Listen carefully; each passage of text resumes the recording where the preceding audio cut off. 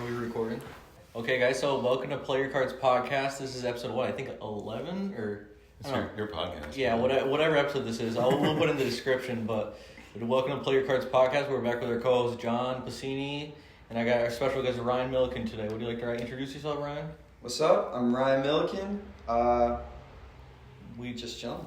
Yeah, me and Ryan have been friends for years. We weren't close, but we became close, like kind of more like towards the end of high school, after high school, and he's got a lot to do with my story. He's written an amazing song about my story through my traumatic brain journey, and he makes amazing music, and we're just here to talk today about music, life, and just what we've been up to lately. Yeah, so we all went to the same high school. I think Ryan was a grade above me.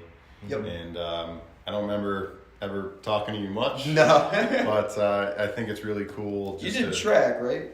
Barely. Okay. Yeah. I did indoor track for a couple of months, and then a knee problem put me out. Ah, shit. Yeah, and they were like, yeah, you can go to the practices, but you can't actually, play. And I was like, well, I probably should just quit at this point. So Yeah, it's not too much fun just sitting there watching people exercise and you just... Yeah. But it's just cool how things come full circle. We end up on this couch together. Yeah, and because these guys actually have a lot in common. I think we'll have a lot to talk about here today, and they really didn't know until we just met. They just met 15 minutes ago, so I think we'll have a lot of cool ideas to bounce off each other about music and different performances and different types of music and just what we're into. Hell yeah. Yeah, absolutely. So what have you been doing with music lately? I have been starting this project called Acid Country a little bit ago, and we kind of went balls to the wall with our first album and wrote, I believe it was like a 13-song album right off the bat, and then we just kind of sat on it for a little bit. And then we finally released it about a year ago now. And from there, it was smooth sailing, and then people come in, people come out. It is what it is. Now we got a stacked roster that I love. I love my family in there. But during that period, I really started to think about, myself, I guess, and what did I really truly want from making music. And honestly, I just wanted to make music that I wanted to hear. I didn't want to make music that is not mainstream, but something that you enjoy, something you can put your heart into, right? 100%. And so I started doing solo stuff with another buddy of mine named Caleb. Shout out Cosmic, love you, buddy. And we've just been having a lot of fucking fun with it, making some emo boy band type music. Some My Chemical Romance kind of stuff. I don't know if it's My Chem, but it's definitely some tearjerker. We'll say that. I like that. So why the name Acid Country? I'm curious. So my co-lead Chloe, back when we first started, we bounced a lot of names off. I forget what the first ones are, but they were all based off anime, I could assume. Okay. And one day she just texted me out of the blue and goes, Acid Country. Someone said that somewhere, and I heard that, and it just stuck in my brain, and it came out at this perfect time, Acid Country. And I was like, yeah, sure. Okay, yeah, and it kind of struck a chord with you. And Yeah. I love when things kind of work out like that. Well, speaking of that, how do you get the name Nothing Personal? We talked about this, I think, the last... I don't know if we talked about it, but he makes music and he goes with the name Nothing Personal, but do you want to tell Ryan about that? Sure, yeah. So I just produce. I'm mostly EDM stuff. Oh, okay. Lots of dubstep, that kind of thing, drum and bass. Oh, nice. Great. Just released Some a new Amen song. Berg. The new song I just saw you release today. That was sick. Just a teaser. The Comes teaser, out in 5 days. Yeah. That's gonna be sick. Yeah. Sorry, interrupting you. Do you step into any hyperpop at all? I have not, but I do think it's a super unique genre, and I love to experiment. I love experimenting, trying out different genres and all that. Like right now, I'm actually kind of working on a big repertoire of lo-fi, as well as just kind of like piano compositions, and so I'm going to create a separate project for that. But what Max was referencing is my name that I go by is Nothing Personal, and ultimately it just kind of stemmed from, I'm always on a big self-growth journey. I think we're all always kind of on that journey, right? That's why we do this podcast. Right, learning more about life and all that. And just this philosophy of not taking things personally, Someone doesn't like your music, are you going to actually take that to heart and think, oh man, my music sucks? Honestly, I'm not going to put that out, or I'm going to change the whole thing because that one person said so. No. If you believe in it and you love it, and when you made it, you had an amazing time. You put that out there. That's like people. Sorry, I didn't mean to. No, you can finish. Go ahead. And that's so important to have that understanding, especially when you're going into anything, is just to know that like there's gonna be a lot of people who don't like what you do. You're not even gonna like what you do at some points, but as long as you can grow and you can recognize that like I'm where I want to be right now, or maybe I'm not where I want to be. You gotta be able to find how to get there, and being able to also see through people who just don't like it because they don't like you, or don't like it because they don't want to like it, and not truly that they don't like it. And that's like me. Like I work in the public school system, and I work with some kids that can be difficult from time to time. But like they say some awful things to me. I'm not gonna say what they say here, but like they'll say some awful things to me, and like it's like you can think what you want, but it's, like I know it's true of myself, and I'm happy in my own skin. So like, and that's like people watching this podcast. If you don't like the podcast, like if you turn it off, I'm not gonna judge that again or hold it against you or whatever. But like we know a lot of people come here to listen, to learn people's stories, and just hopefully just try to uplift people's day and make them happier, and just realize there's more to life than people think of, and just be positive and optimistic. And we're just trying to show that everybody's got a different story, and just you gotta respect everybody equally, and whatever you think and whatever you want to think. And I'm just rambling now, but No, that's the idea. But yeah, I mean, that philosophy ultimately just became the name. Like I was like, I'm gonna put something out there, and if you don't like it, well, it's nothing personal. yeah. Dude, that's really fucking cool. That was the motto. I like that a lot. I've stuck by it. And it's pretty ambiguous, you know? Like, it can be like, oh, nothing personal, or no, I'm nothing personal. You know, like, that's pretty cool. Yeah. Like, yeah. you can think on a name. It's like a double entendre kind of. Exactly. Absolutely, which I like. It's great. And then the acronym for it would be NP, which also gets kind of looks like no problem. No problem, right? yeah, like no problem, nothing personal, no problem. Yeah. So. Damn. That can make So many a cool, meanings now. that could make a cool logo. Nothing personal, no problem, nothing personal. Like combined together, that could be pretty cool. Well, with the Acid Country, do you actually make country music? No. Okay. But my name is Country Corpse. Okay. That's like your solo kind of name, original name? It started just off like as an Instagram handle to be something cute, because my co-lead is Acid Cadaver and I'm Country Corpse, Acid Country. And then like, I don't know, at some point like just making music on my own, it just kind of like, the character kind of consumed the project in a way, to where it was like, yeah, this is just Country Corpse. And then there's a few levels to it, because like even in Acid Country I play a character the whole time. Like if I really put myself out there in a way of being not necessarily not me, but being like as vulnerable as I am when I'm not on stage, it'd be a living hell. Yeah. But that kind of brings me to a question, because like I remember when we were hanging out for a while. You also, I mean, played for a while. You were playing like the punk rock character too. Like, have you kind of switched off that character and like switched more to focus on mainly on one character? Or do you have multiple characters you play? I'd say mainly it's just evolved over time, and it's like it started off as like way back in the day. The Instagram handle used to be Shaggy Doo. Yeah. And that was just kind of like this like fun loving but also punk. Just kind of like hippie kind of almost. Yeah, like a punk hippie, and it was, thank you. And it was difficult to like pull that off. Yeah, because I feel like those are like kind of two different people in the music world, like a country punk country person to like a not screamo, but like to all punk alternative guy. Like those are like kind of like complete 180. So like, what was that journey like going from one type of music to kind of like a completely different style of new music? It was more embracing of what I wanted to do. Yeah, so it was more what your heart wanted to do and what you felt comfortable doing. Yeah, I definitely felt like, to no fault of anyone's own, but like in my past projects I was very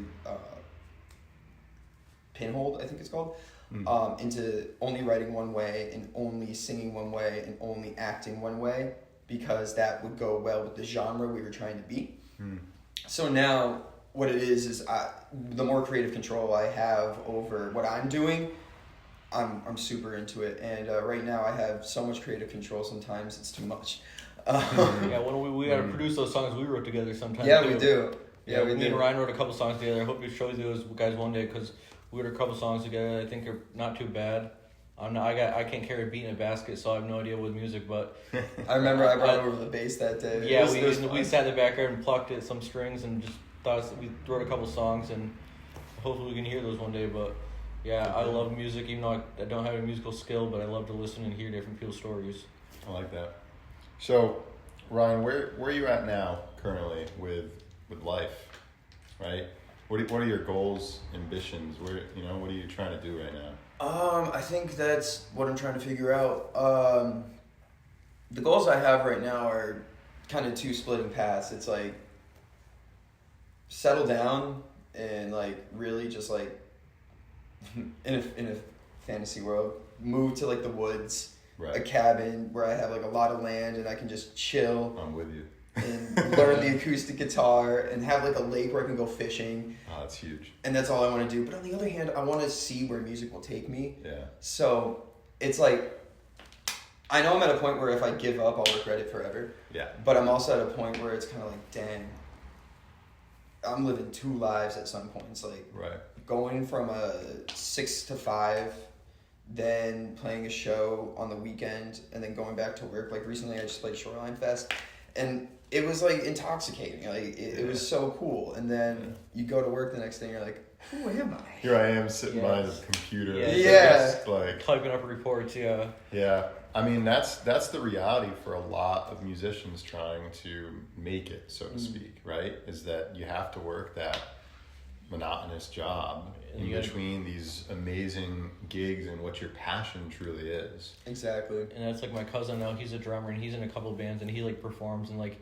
he's like, oh yeah, I'll have a show, but it's like my show is 11 to 3 in the morning. It's like, but he's like, oh, that's just like a normal time for like a musician to perform at a club or whatever. So or like go to a restaurant and perform. He's like, I'm just used to it now because like that's what my life is. But like that's something like you have. Yeah, I'm sure you've done a lot of that, but like it's not like something you've done consistently to get used to. Like Right. it's something my cousin's done for a long time, so he's used to those late times and late hours. But like it's got to be hard time working a 9 to 5 and then like just go off on the weekends for 2 days and Friday and Saturday you're gonna play a song, music from 11 o'clock to 2 o'clock in the morning, and then have to wake up the next day at 7 o'clock to get ready for work. It's just got to be very intimidating and just stressful. It's very like you can disassociate super hard. That's I always talk about that. How it's just like super easy to just like wake up and be like, yeah, this is just part of the routine, and not realize that like your body is crying out for more sleep and just Yeah. overall more attention to its Just, health. yeah, just rest. Yeah, Massive.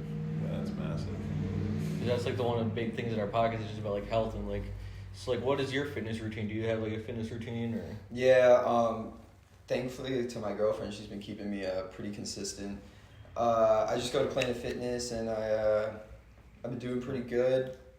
Actually, something I started adapting because at work I sometimes have the tendency to just space out and not get up and go out and do anything. Yeah, So same here. on my lunch break, I walk 1.5 miles just to make sure that like Wow. the circulation's there. and- Yeah. That's major right there. yeah, it's all because this one guy, I saw him walking one day, and the next day, and the next day, and the next day, and the next day, and the next day. I was like, that's a smart idea. Yeah. How long is your lunch break? My lunch break is 30 minutes, so You get 1.5 miles done, 30? about that. Not bad. That's not bad. It's When I pretty well. hike, my mile pace is about 25, 22 minutes. So, yeah, It's pretty flat. yeah, that's good. I get a 15, so I can't be. Oh, shoot. I yeah. barely have enough time to finish my lunch. Luckily, sometimes too, you can kind of stretch it and then work later as well, but I don't like doing that sometimes. Yeah. Good. Well, I was thinking about bringing something up. So currently, I'm working on a bit of a passion project. It's a documentary, and I kind of want to keep most of it under wraps, but just know it's for us. It's for humanity, right? It's for the betterment of us as individuals and as a whole. And so I've come up with a series of questions that I want to ask, interview friends, family, acquaintances. This is a great place to do it. Yeah, and so I kind of figure I haven't asked these ever yet, and I figured I could kind of pilot them on you, Ryan. I'd love it. And I'd love to answer them as well. Yes, and I'd love for you to answer them as well, Max. So let me go ahead and pull these up. It's So off the fly of our pants. I didn't realize this was coming, but this is a good idea. yeah, I know. It's candid. Okay, so and the phone is the microphone, so I'm trying to just hold it out here. So first question is, what do you love about life? Opportunities. I like that. First thing that comes to mind. My first thing that comes to mind is just connections. Connection. Connections with all my family and friends, like people like you guys, and just connections I can make, and just the growth I can just. I love getting closer and closer to people and just getting to know people and hearing different people's stories. I feel like connections is definitely one of the most important things that in my life because I just have so many connections with so many good people.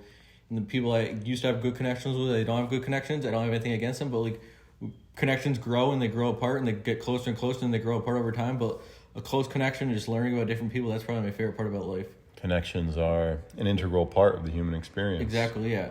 Connecting and unconnecting. Yeah, exactly. And like no hard, and like I said, I don't judge anybody or have hard feelings against anybody because I know people just grow apart. But people just, I love having connection with people and just learning about people's life and learning how I can help them and how they can help me. I like that. So why is opportunities the first thing that comes to mind for you? Because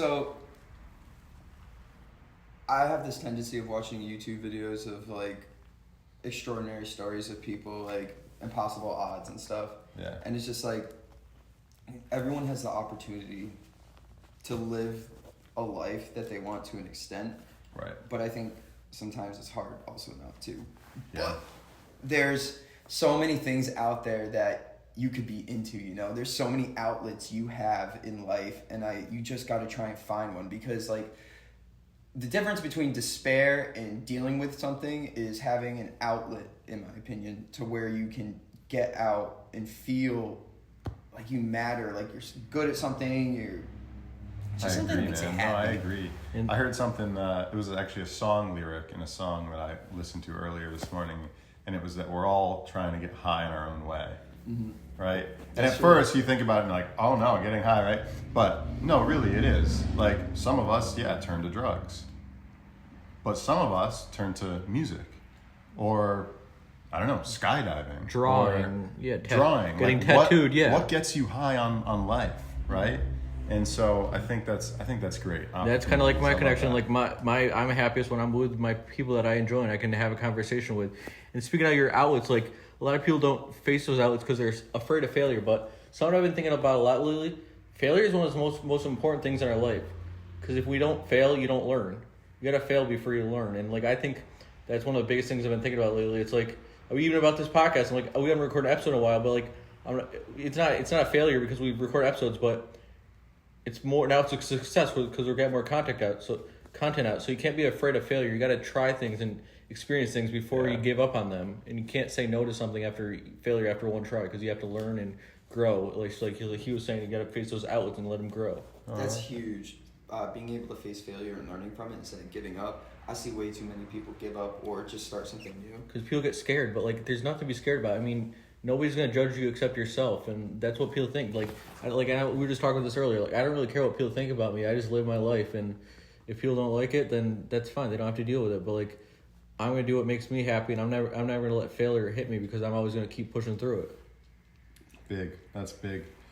I was talking to a friend of mine yesterday, and it was just about that. And it's a bit of a philosophy I have on life, and it's just that life has duality. Without failures, there wouldn't be successes. Without lows, there wouldn't be highs. Without sadness, there wouldn't be happiness. And so we kind of have to learn how to transcend those low moments and find gratitude. Learn how to play the cards you're dealt. Hence the name of the podcast. Come on, Max, really? It was too good That not was to great. say. That was great. Cut the cameras. Okay, that was only the first question. We've got That's pretty good. We've got 4 more, so this Let's is go. perfect. Okay, why do you get up every morning?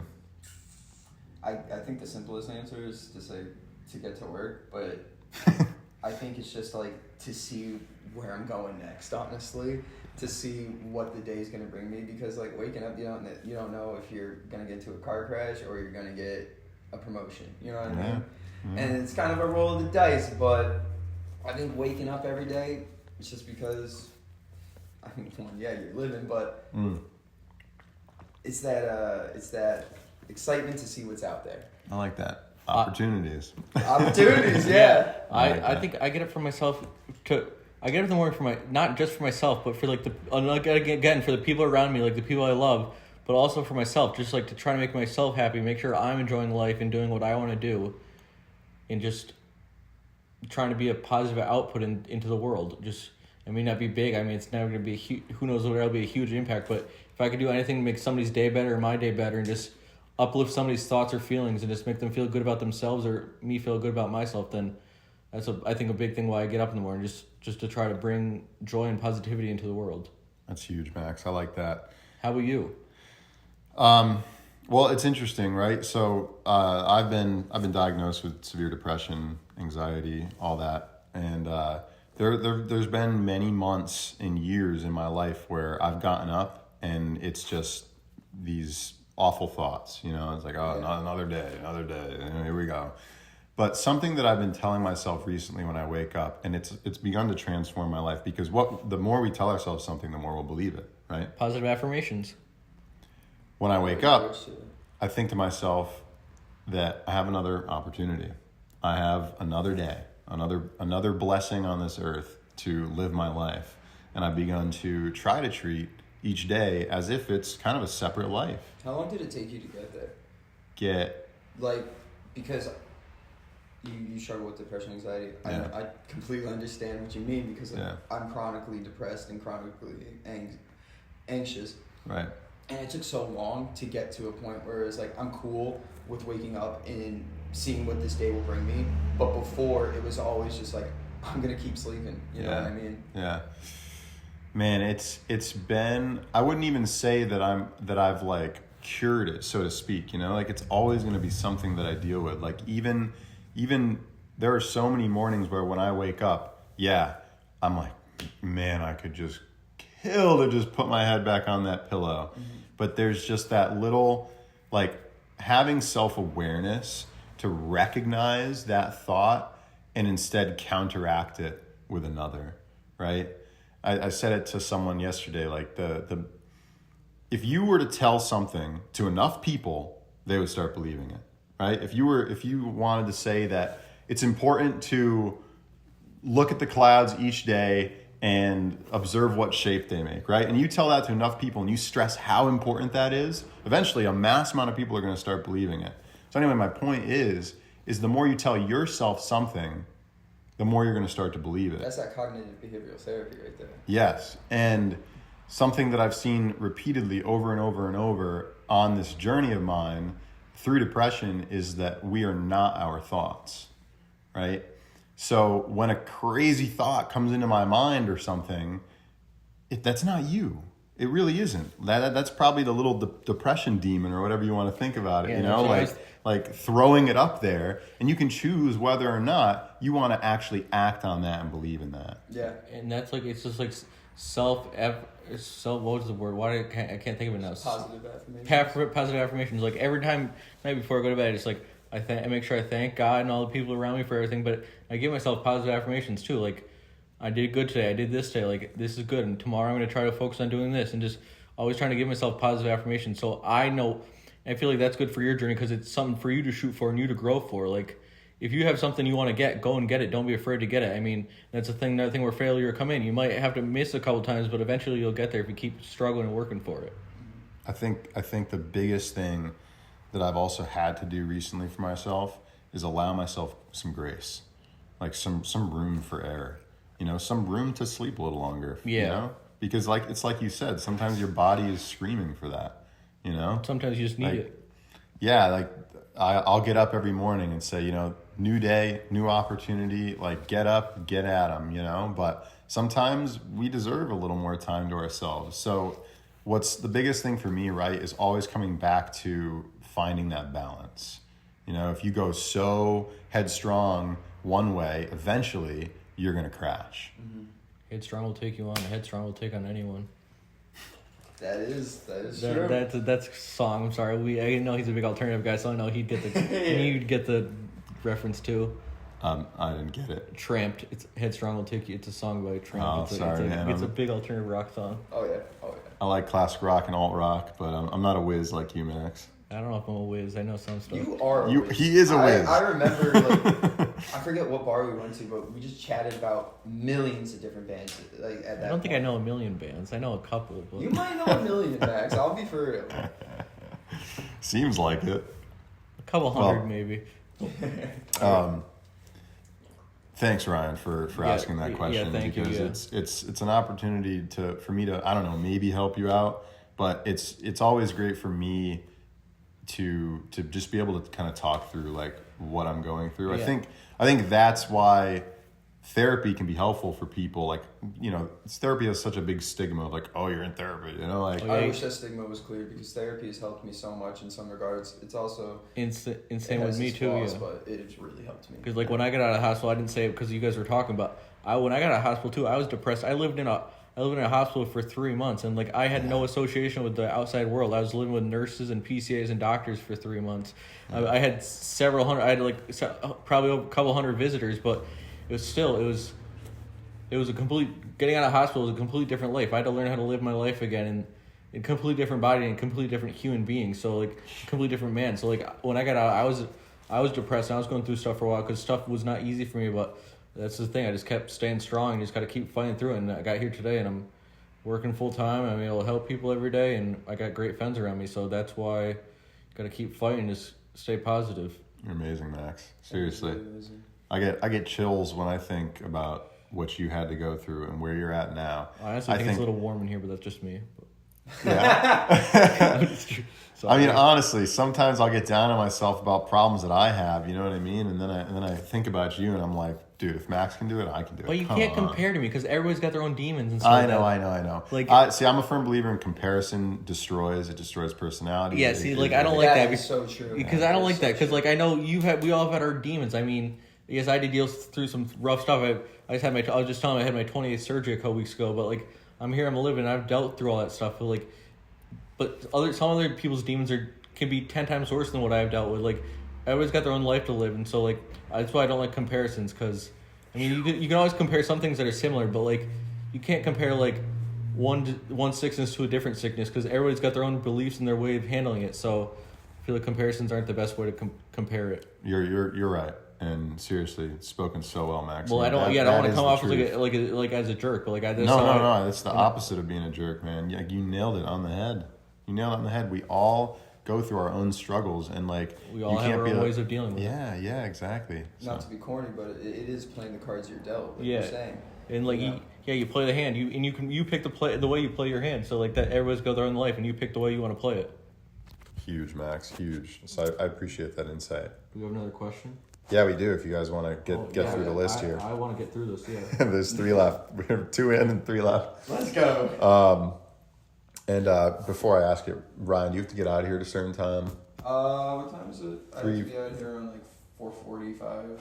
Oh, really? Okay, all right, we got time. 3:45 right now. Oh, perfect, cool. Okay, so Ryan, what makes you smile? Smart answer, my girlfriend. Hey, if she's watching. Hi, Hannah. Honestly, seeing the people I love come up, like because all of my friends, honestly, they've had to struggle through things I've never had to struggle through, and it brings me so much joy to see them happy in any regard. So I tend to stretch myself too thin, but I really like when the people around me are happy, and that makes me smile. Like that. That's very similar to me. What my answer to is just seeing people grow and make improvements in life, and just something that they've been fighting for a long time, and just achieving that goal of yours, and just and helping people achieve that goal. Like I work with the kids in school, and sometimes like you'll be working with a kid for hours on a certain thing, and like they'll finally solve or understand a problem they've been working on for days, and they finally understand it, and just they realize that when it clicks in their head, and it's that's a good feeling. Just when you see one of my students that I'm working with, just like that click with them, and realize like I made an impact in their life, and like they'll remember that because I was the one that like got that able to stick in their head and immediately remember what we were talking about, and just learn that even if it could be the simplest lessons because it's different for everybody how they learn and different how their minds work, but solving those little problems and just achieving those goals, and just when you see those people around you that you care about do that, I feel like that's what makes me smile the most. Good answer. How about you? A lot of things make me smile, but I think one of the biggest ones is probably kindness.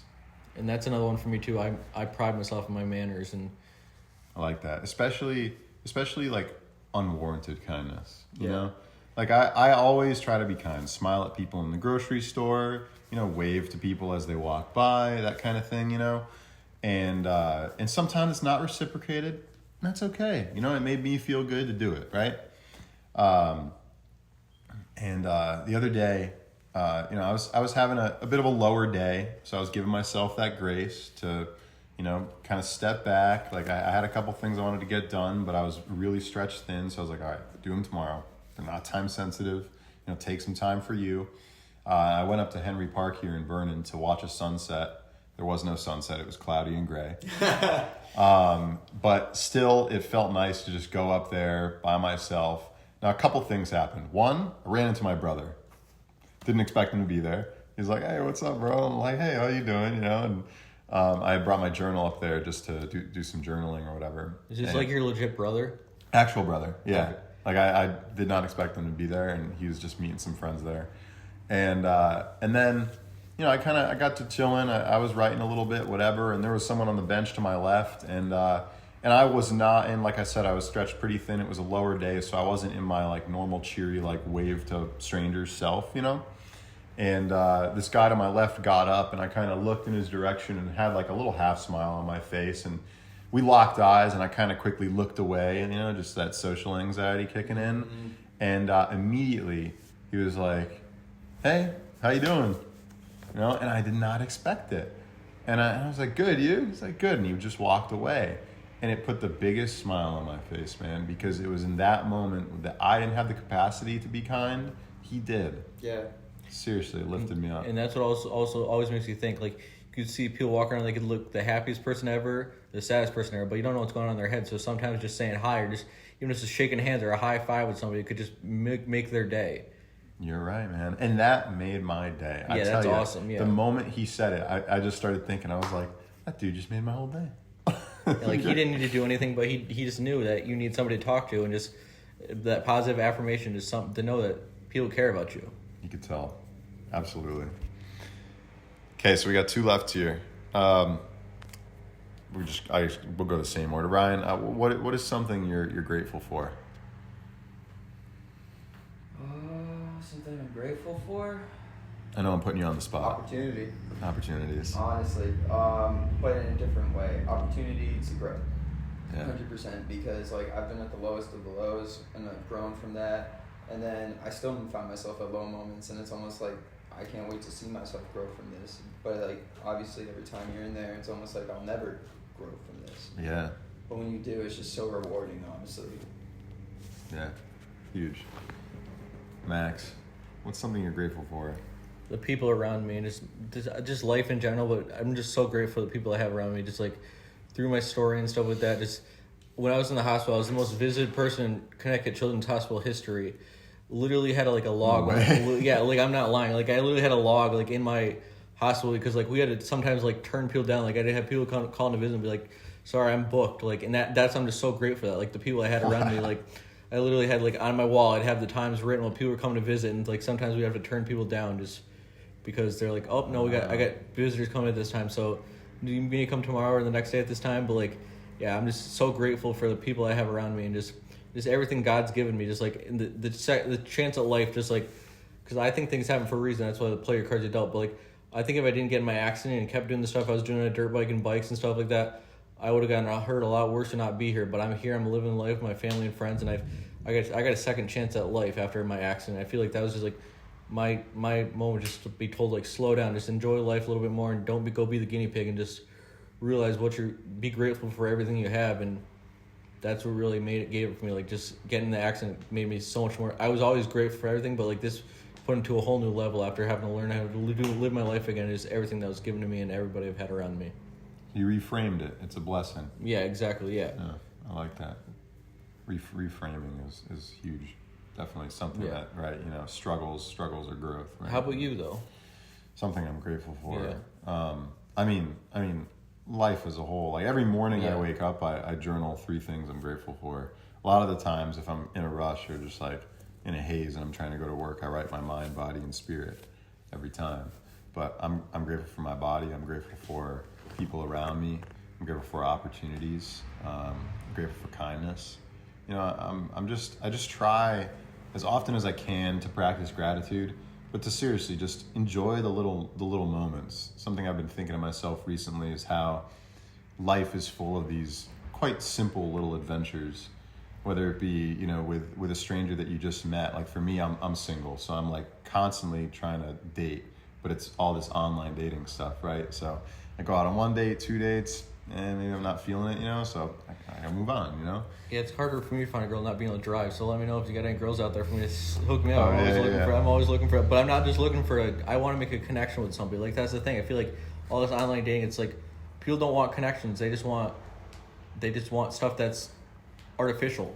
Yeah, it's tough. I mean, you have to meet someone that's so on the same wavelength As you. that we are, you know, and that's someone who's been through the ringer probably, but has come out the other side a much more grateful and changed individual. And at the age that we are, it can be tough to come by people that are super down to earth and understand. That's why I'm extremely patient, and I've always been very patient. So like I'm in no rush. I know when the right girl comes into my life, I'll know when I meet her and that connection's real, and I'll know like. You'll know, man. You'll know. I'm great. I'm completely patient. I'm fine waiting for that moment to come because I'm just grateful and I know that things fall into place, and I'm very patient because I know I'll find that right girl when the time's right. But that's just like what you said. It just something Ryan said too. It can just be difficult finding those real connections. Absolutely. But that's what brings you smile too, making those connections. Yeah, it's tough too, right? Because you're almost trying to make the connection or force it, for lack of a better word, when it comes to online dating. It's like it's like I could talk for a while on that, but I'm not. And I can imagine everything is so fleeting nowadays that it's just like you make a connection and then it's so easy for someone to get wrapped up in their own life, and if you haven't even met each other, I can imagine it's very like. And when they start asking you for money, when they start asking you for like money and stuff, okay, send me. Who are you talking to? Well, no, like I've talked to the girls online. They'll be like, "Oh, can you send me a couple $100?" I'm like, I haven't even like heard your voice. It's like, nah, I'm all set, thank you. And I'm like, broke too, by the way. Yeah, he's like, I don't make too much money, so. Yeah. You can't get me at my lowest. You don't deserve me at my highest. Yeah. Nah, but yeah, to what you were saying, Brian, it is tough, like not having a history with someone. Like that's how I've found whenever I've felt a real connection with someone, it's been because like we've been friends for a little while, or you know, grew up together or something like that, you know. So then when it finally does happen, it's just this like sudden realization, because you already love each other as friends, as people, right? Mm-hmm. And then you realize that extra little spark is there, and it's interesting. We'll see how it goes. Yeah. But it's experiences and just getting to know people. Yeah, like no matter what, I learned something about myself. Even if it's one date and I just it didn't feel right, I learned something. Yeah. I put myself out there. I tried something new. And who knows, the second date could be completely different. She could have been very shy on her first date or something like that, and you might be meeting like two brand new people on the second date, and that could be that connection that you didn't realize you had. Right. And I have a trend of usually being quite anxious or nervous on the first date. I never know. I never know who I'm running into, whatever. I'm getting a little bit better about it as I go on more and more here, but you're exactly right. That second date, I feel more comfortable. You know, you start to get to know someone. So, the final question. We're 38 minutes into the podcast. So maybe we can wrap up or keep going. We'll see how it goes. But why do people love you? I'd say I'm very giving. Sometimes to a fault. I stretch myself a little too thin sometimes, but I feel like the people who I truly care about, the people who care about me, know that at the end of the day, I got them. Like, I'm not going to let them fail. Or I'll put all my power into not letting them fail. Man of your word. Yeah. I try to be, at least. Honest. And I'm the same way. What was the question exactly? I want to think. Why do people love you? I think people love me because I'm real and I'm positive, and I'm never going to give you like, I'm never gonna. Even if I put you down, like it might be as like a joke or something like that, but it's nothing I mean personal. And I'm honest, and I'm very caring, and I try to do the best to do everybody can around me happy, and I just try to be positive and try to find the best. I try to find the best in everything, even if something bad is happening. I feel like I can always find a positive in it, just trying to lift somebody up a little bit. Like that. There's always a silver lining. Yeah, exactly. I always can find that silver lining and try to like turn something, even if it's a little bit negative, I can turn it into a positive and just like realize things happen for a reason, and you just go with the flow. How about you? Huge. I think it's funny because I don't really ever think about that. You know. Yeah, me either. Why do people love me? Which is why I put the question down there. One of my friends months ago, and she's told me this again and again a couple times. Looked at me one day and was like, "You were so calm." And I was like, I'm calm. I I was like, there's a million things going on up here all the time. I feel the opposite of calm. And she's like, no, really? I mean, you are the most calm friend I know. And you're always so kind. And you give me great advice. And I was like, geez. I was like, this is how my friends see me. Because I don't see myself like that. I look in the mirror or the things that I think, and I don't think about myself in that way. And that like rocked my world in that moment. And so I started doing some more reflecting. And again, it all comes back to that, like, you know, your thoughts on you, like having that self-awareness and how do you want to uphold yourself throughout the day. And so I don't know, I guess, why do people love me? I think because no matter what, I try to be kind. I try to be positive. I always, when I interact with people, doesn't matter who you are, like there's something inside of me that wants to smile because it's like just someone else sharing life like I am, trying to get by. We all have stuff we got to deal with, you know? And so when we can find these little pockets to just connect and bring joy to somebody else's life, that's where I think I truly get my kicks, man. Yeah, I really do. didn't even think about that. I've been told I was calm, but I never even thought of that. Like I'm the same way. I'm just very calm, but like you said, it's never calm in the mind. I'm a calm person, but like you're always thinking, like I always got stuff going on. But right. No, and for me too, something that has helped a lot with calming my mind down, because externally I may appear calm to people, is meditation. Are you a spiritual person? Oh yeah. That's pretty cool. A couple years back, when I was getting out of a relationship, it was really, really tough for me. And as that relationship was kind of coming to an end, I purchased this book. It's called The Mastery of Love. It's by Don Miguel Ruiz. And I purchased it because I thought that it was going to help my relationship, right? Mastery of love. Loving another, right? That was my thought process. Very quickly, when I got into that book, I realized that it was about mastering self-love. And it rocked my world. And that was the start of what I would say is my spiritual journey, so to speak. Like, I finished that book. It was phenomenal. I mean, it had me in tears at points. Like, and it just sent me down this path of spirituality, of self-love. And meditation is one of the things that has helped me a lot. You know, just being able to sit and breathe and kind of let the thoughts pass like clouds would. And, I think to some people just talking about this stuff can be a bore. So I don't want to ramble about it. But if you guys have questions, I'm more than happy to. I love spirituality, be it whatever you practice. Personally, I don't really follow a practiced religion or spirituality at the moment. I used to be confirmed Catholic, but I just didn't fully commit myself to all of the beliefs per se. Yeah, same here. that's same how I am too. Yeah, I don't have one belief system. I have my belief system that makes me feel comfortable, and I know I feel comfortable, so that makes me happy with life. Yeah. Hell yeah. I think it's very important that we all do have a some sort of belief system. It's an outlet that we can fall back on. Yeah. To find gratitude and to know that you're exactly where you're supposed to be. Things are always falling into place. Right? Just find purpose. Yeah. Exactly. So. But I think that's about all the questions. Do you have anything else you'd like to talk about today, Ryan? Or This was an amazing time. Thank you guys. I just want to thank everybody for coming out and listening. And Ryan, if you want to throw out your band name and your Instagram and stuff, so people can go check you out. The band is Acid Country at Acid Country CT on Instagram. We have an album out. We're working on an EP right now, which is actually pretty cool because for a while, all I was writing about was, for a period, was like romanticizing like a poor lifestyle, like honestly.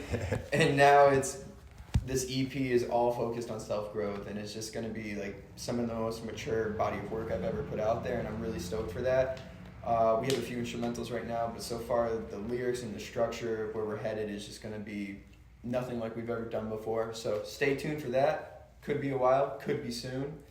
Also, the future dream of as well. They got to follow that too. Oh yeah, follow the future I dream of. There might be some new music one day. And they've wrote a great song. Go check out the song 72. It's about my story. Please go check out 72. That is an amazing song about an amazing guy. And I just want to thank Ryan for coming on and John for coming on and helping me produce this podcast. And we'll hopefully be back with you in the next couple weeks with another podcast. And just please subscribe. And if you like the podcast, please give it a share. And hopefully talk to you guys soon. Thank you. Thank you.